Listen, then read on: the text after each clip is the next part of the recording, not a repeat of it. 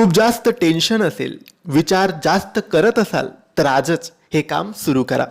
मित्रांनो, तुम्हालाही अशी कोणती समस्या असेल की तुम्ही खूप जास्त टेन्शन घेतात कामाचे, घराचे, परिवाराचे, मुलाबाळांचे, किंवा तुम्ही महिला असेल तर पतीचे, मुलांचे, घराचे, असे टेन्शन प्रत्येकाला असतंच. आणि हे टेन्शन येतं हे विचार केल्यामुळे. विचार जास्त करतो म्हणून टेन्शन वाढतं आणि मग यामुळे आपले आरोग्य खराब होते. तर यासाठी एक छोटासा उपाय आहे, छोटेसे काम आहे.